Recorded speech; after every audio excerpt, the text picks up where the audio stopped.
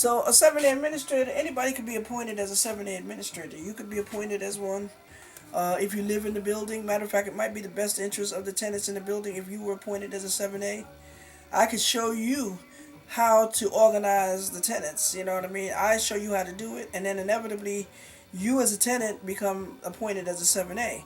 Now, in some cases, worked out a situation whereas if you feel that you shouldn't have to pay them nothing. Now, there's one thing that's called the rent abatement. Okay, now this is a reduction in your rent because you wasn't able to use a portion of your house. Let's say you got 5 rooms in your house, right? The bathroom isn't usually included as part of that. But let's say you got 5 rooms and you pay hypothetically $500 a month. Okay, you divide the amount of rooms that you have in your apartment by the amount of rent that you're paying. In this case, you divide 5 rooms into $500. And that's easy math. That comes to about $100. Right? $100. So now let's say, for example, for that winter, one of your bedrooms, the heater broke.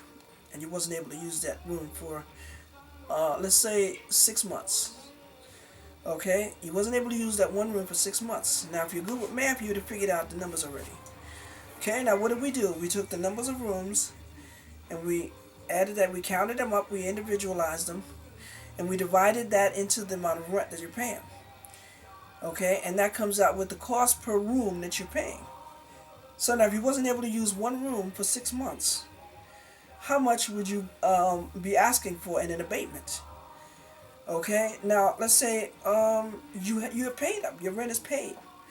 Okay, that would mean that you would get that money, or you probably would get it credited to your rent. If you want to get that in cash, you might have to take them to court and sue them in civil court. You can say, look, Your Honor, I won the cases in housing court for the abatement, and I want this money in cash. Okay, now you're taking 5 rooms, right? You divide that into the rent, you come up with $100 per room. One bedroom you wasn't able to use for 6 months, so you take $100 and you multiply that by 6. That comes to $600. So you should be asking for a rent abatement, in this case, of $600. Okay? You wasn't able to use that one room for 6 months. It was cold in there. Plus, it's a violation for you not to provide heat. You had heat in the rest of the apartment, but you didn't have heat there. Okay? And that's a violation. You know, you're supposed to have anything that causes a danger to your life, your health, or your safety, and or your family's life, health, or safety is considered a violation. Now, it's illegal for the landlord to harass you. It's illegal for the landlord to evict you, to lock the doors, to change the locks on your doors, to evict you without going to court.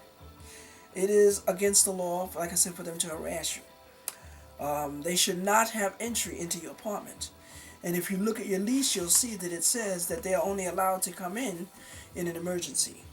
Okay? Most people that I know, when they get an apartment, they change the lock immediately. You know, because I don't care if you are the landlord, you ain't getting in here as long as I'm living here. If you want to get in here, you got to ask me. And if there's a flood in my apartment, then you just going to have to kick the door down. You know what I mean? Because you ain't, most people do that. And a lot of people I know, they would rather rent a single family house than rent a two-family house. Because you got some neighbors that are trifling. That happened to me once. I moved into a two-family on Minnesota, and the tenant thought that I moved into that building to associate with her. You know what I mean? And you can't. It doesn't seem like you have privacy. It's like, a tenant. What can I get out of her? What can I get out of him? That's why a lot of people like single-family houses, because they don't have to deal with nobody. Ain't got to share nothing with nobody. Ain't got to hear you fussing about the garbage can. Fundamentals of Housing and Community Strategies. Available on AffordableHomesAndApartments.com, written by yours truly, Dr. Sylvia Black. Okay, I'm licensed real estate broker of Affordable Homes and Apartments, your full-service licensed real estate brokerage firm. If you have some property that needs managing, or if you have a house that you would like to sell, or an apartment you'd like to rent, or maybe a building that you need to be renovated, give us a holler. Affordable Homes and Apartments is your full-service broker. We make money for you. You can visit my YouTube address at sblack3001. where these videos will be on my website at AffordableHomesAndApartments.com as well. Sometimes I download some videos on Facebook, and you can hit me up there. I'm licensed to preach and ordained as a minister, and I have my master's degree in sacred theological divinity. And again, I'm licensed real estate broker for Affordable Homes and Apartments. Now, next week, we're going to start talking about real estate investment. Okay, again, we make money for you. We're going to talk about how to turn rundown buildings into huge profits using other people's money. We're going to talk about the real estate club that I'm forming.